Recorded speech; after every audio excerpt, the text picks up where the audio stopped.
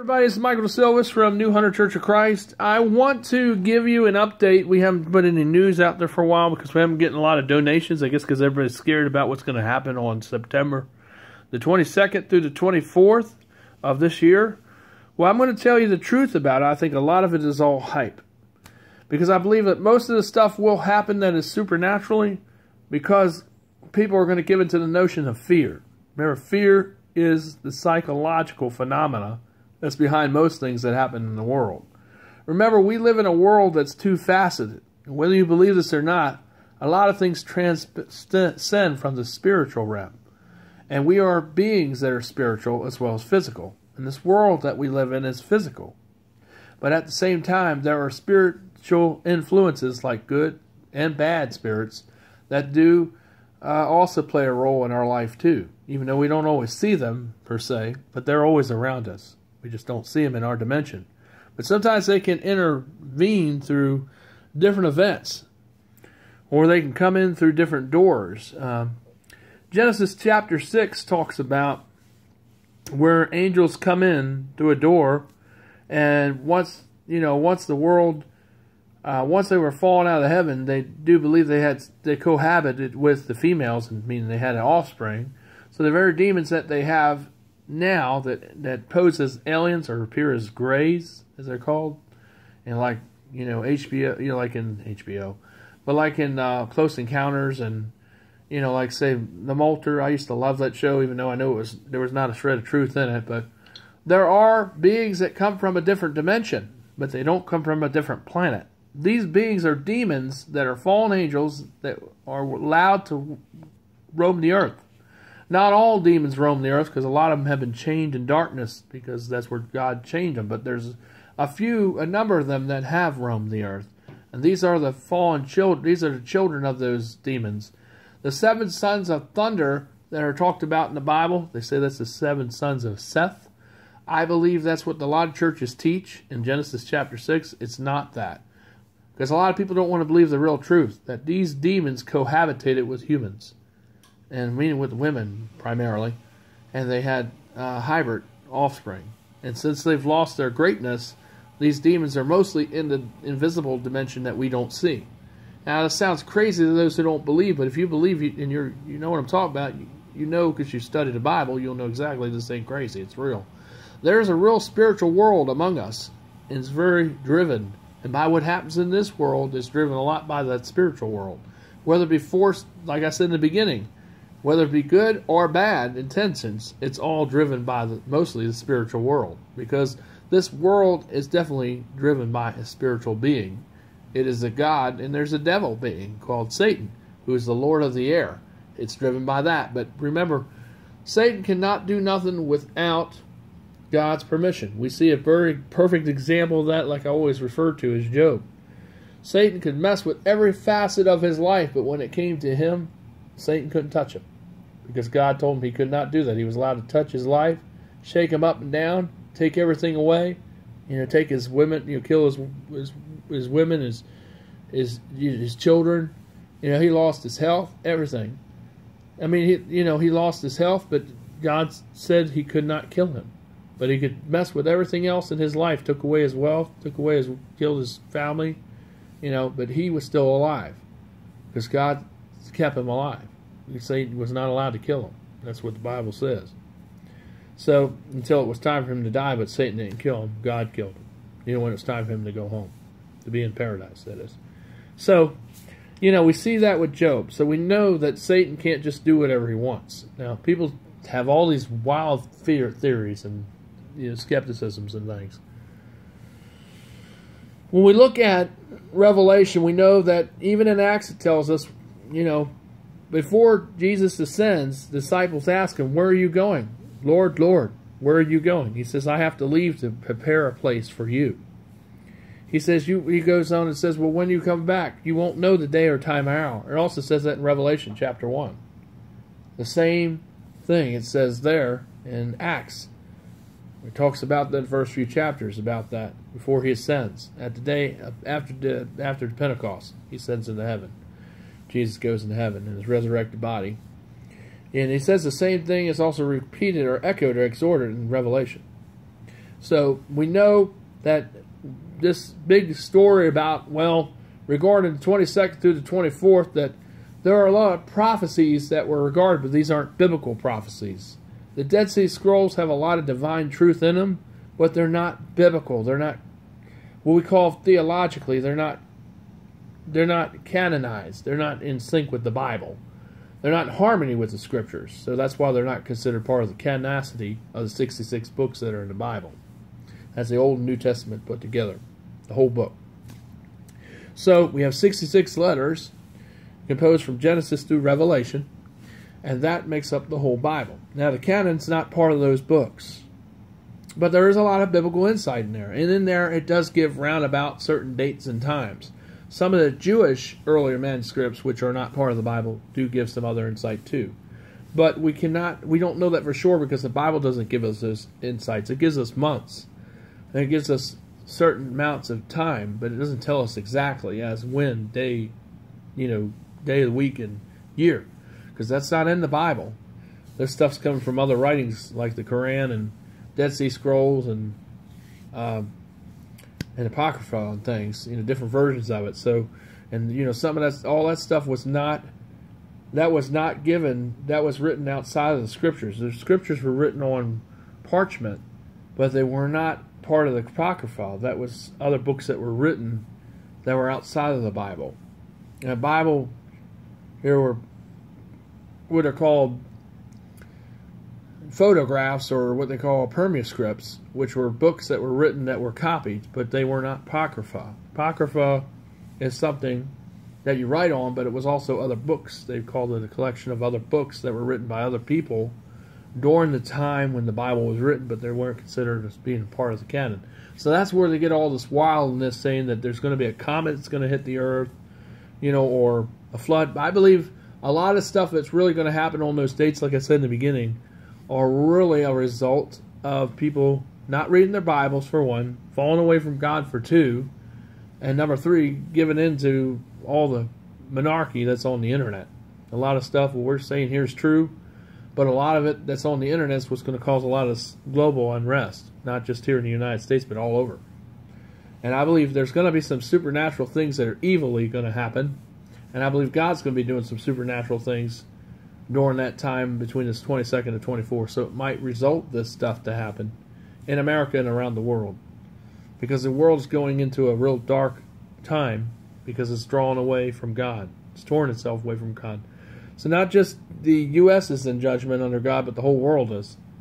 And I think that's what the Harbinger really is about. The book I've been reading is a book that was written by a Jewish man, but it has a lot of biblical insight into it, because it does use Isaiah 9 verse 10 in there.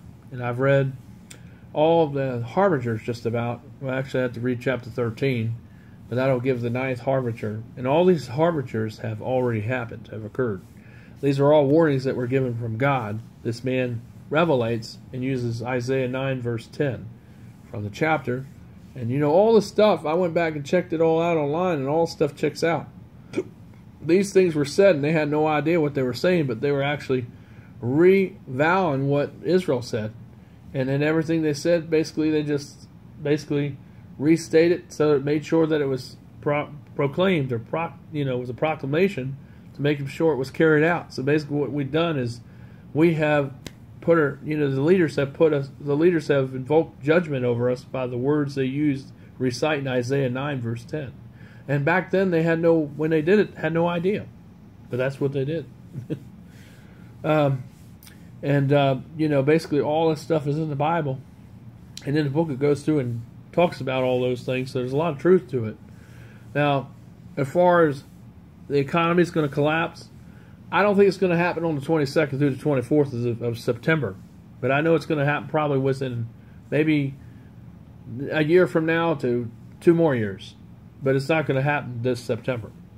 Okay, but is the Lord going to come back? Definitely. He's definitely coming back. We do know that for a fact. When, we don't know. But he's coming back really soon. But the thing is, we don't know the day or hour. Just like, I don't know how they can consort this date, except they get it out of other publications that aren't biblical.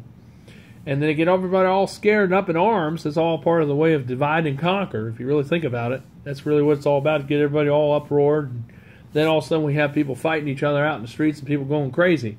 It's like, what destroyed the Roman Empire? A lot of it was fear and fear-mongering. And everybody destroyed each other. And that's what the Bible said. That's how they would be destroyed before it happened. The Lord said that. The same is true for America or any other, well-established country. It's going to destroy itself from within. That means if we give in to all this propaganda, that's what will happen. Fear becomes a reality. And then what happens as a result, we have social unrest. So it's really simple, folks. Don't give in to the fear. Remember, the Lord will come back. But He's not coming on the 22nd through the 24th. I can guarantee you that. But there will be some things that will happen. I would not rule out our government doing some false flags or blowing up some buildings or causing social unrest. Because if you all don't do nothing, the government may do something. So you all have guns. Make sure you have plenty of ammunition, because you may need it in case something tries to break out in your neighborhood, because somebody coming in there, some foreign troops or something.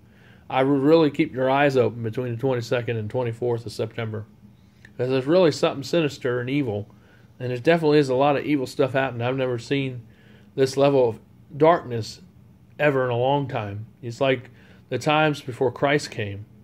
It's the same times before He comes again. It's what I see and what I feel and what I see going on. But the September 22nd to the 24th is not the day when He'll come back. But I do believe a lot of this is what's going to set off a lot of events if we buy into it and we allow ourselves to lose our head and our ability to think as people. It's going to cause a lot of people to lose their lives vicariously because of believing all this stuff that is truly not true. It's just a bunch of fear-mongering and a bunch of ways to upset people and get people all mad at each other and in arms with each other.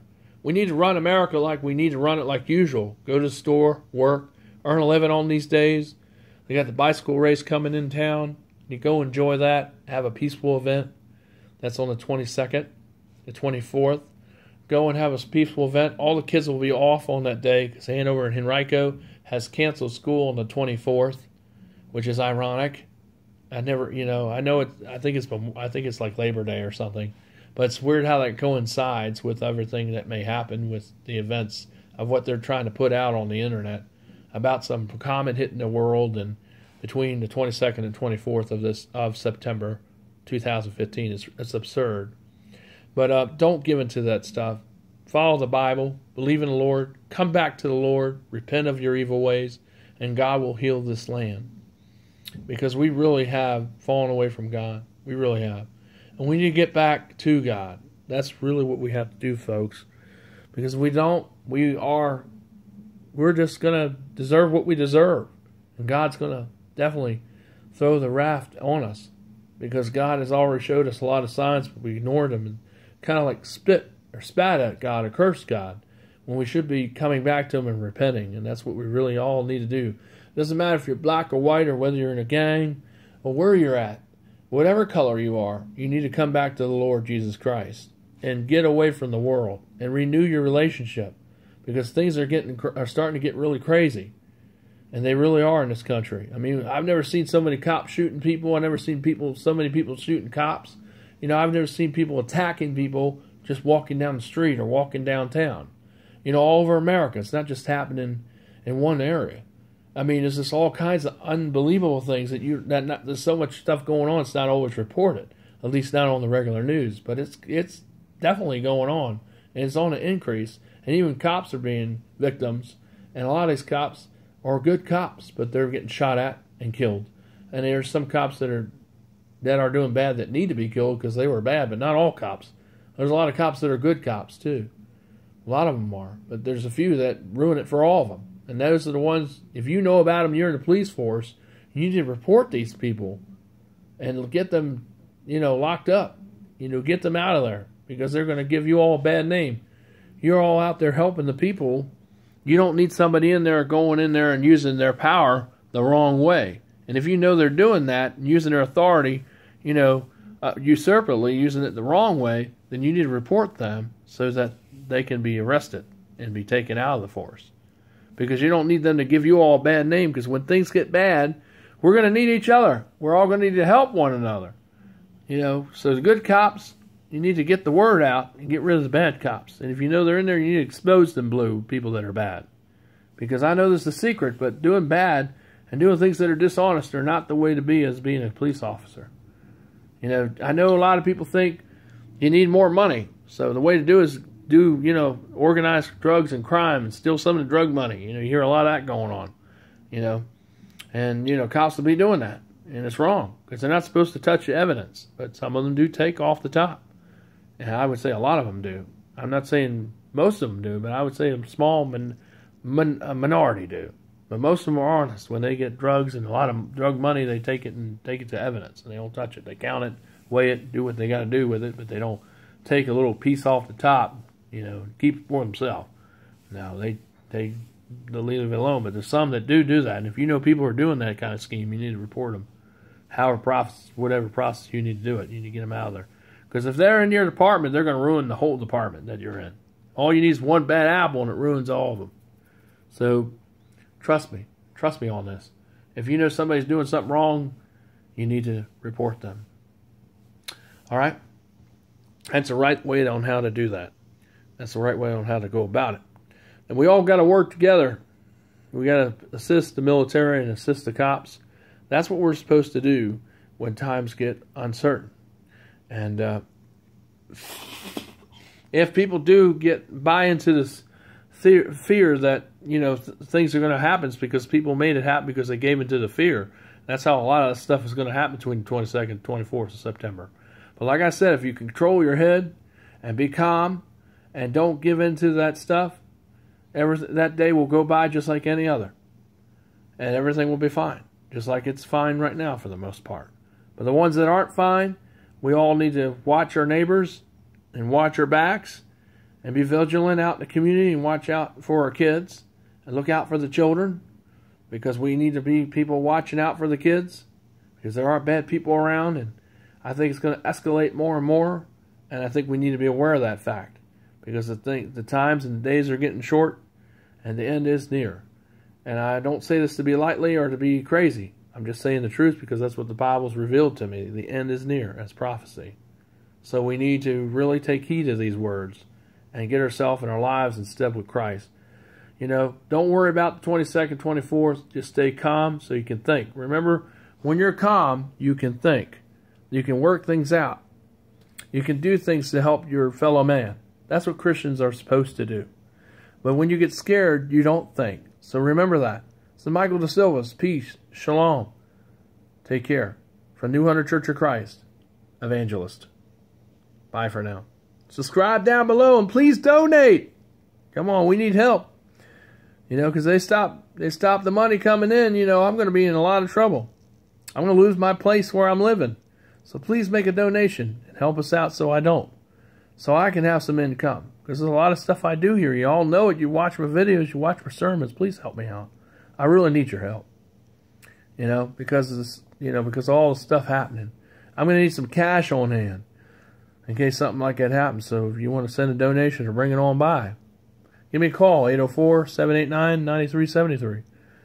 Because, I don't know how long, I don't know if something's going to happen with the checks after September or what. So, that's why I'm saying, I can do computer work. I can help you out. I really can. Not just donations, but, can help me that way. Give me computer work. Give me tax preparation work. Let me do some photography for you. Let me do some professional sound for you. I can even do some singing for you, too, professionally. So, give me a chance. Give me a stab. I can even preach, too. You see that it's evident on YouTube. All right, I'll see you later. Shalom. I love you. Take care. Bye. That's all. Help each other out and help one another. That's what it's all about. That's how it's supposed to be. All right.